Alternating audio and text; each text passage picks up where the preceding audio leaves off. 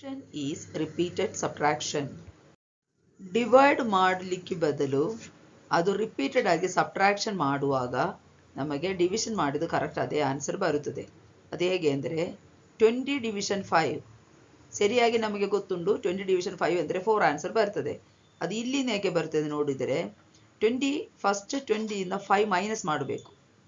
Division ಹೌದು, ಆದರೆ ಸಹ each and every time 5 subtraction ಮಾಡಬೇಕು. ನೋಡುವ 20 ಮೈನಸ್ 5 ಅಂದರೆ 15. 15 minus 5, 10. 10 minus 5, 5. 5 minus 5, 0. What is the conclusion? 20 division 5 ಅಂದರೆ 5 is subtracted 4 times from 20 to reach 0. So, the answer will be 4. ಅದೇ ಥರ 15 by 3 is equal to 5. ಅಂದರೆ 15 ಇಂದ 3 ಸಬ್ಟ್ರಾಕ್ಷನ್ ಮಾಡಬೇಕು. ಸಬ್ಟ್ರಾಕ್ಷನ್ ಮಾಡುವಾಗ ಎಷ್ಟು ಸಲ ಸಬ್ಟ್ರಾಕ್ಷನ್ ಮಾಡಿದೆ ಆ ಲೆಕ್ಕದಲ್ಲಿ ಬರ್ತದೆ answer. 15 minus 3 is equal to 12.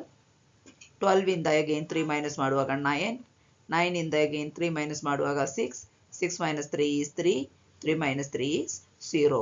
Here 3 is subtracted 5 times from 15 to reach 0.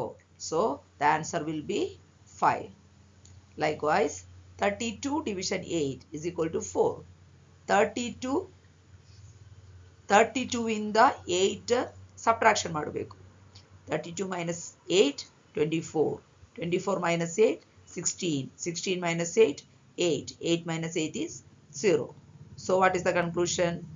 8 is subtracted 4 times from 32 to reach 0. ಎಲ್ಲದಲ್ಲಿ last 0 answer ಬರಬೇಕು. ಈ 0 ಬರಲಿಕ್ಕೆ ಎಷ್ಟು ಸಲ ರೆಪಿಟೇಷನ್ ಬಂದಿದೆ. ಇದು ಡಿವಿಡೆಂಡ್ ಅಂತ ಹೇಳ್ತದೆ, ಇದು ಡಿವೈಸರ್ ಅಂತ ಹೇಳ್ತದೆ. ಆದರೆ ಡಿವೈಸರ್ ಯಾವ ನಂಬರಿಂದ ನಾವು ಡಿವೈಡ್ ಮಾಡೋದು ಆ ನಂಬರ್ ಎಷ್ಟು ಸಲ ಸಬ್ಟ್ರಾಕ್ಷನ್ ಮಾಡಲಿಕ್ಕೆ ಬಂದಿದೆ ಅದೇ ನಮ್ಮದು ಆನ್ಸರ್. ಎಷ್ಟು ಸಲ ಮಾಡಿದೆ, ಇಲ್ಲಿ 4 ಟೈಮ್ಸ್ ಬಂದಿದೆ, so 4 is the answer. 5 times subtraction ಮಾಡಿದೆ, ಸೊ 5 ಇಸ್ ದ ಆನ್ಸರ್.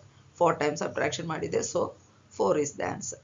ಹೆಚ್ಚಿನ ಮಾಹಿತಿಗಾಗಿ ಈ ಚಾನೆಲ್ ಸಬ್ಸ್ಕ್ರೈಬ್ ಮಾಡಿ.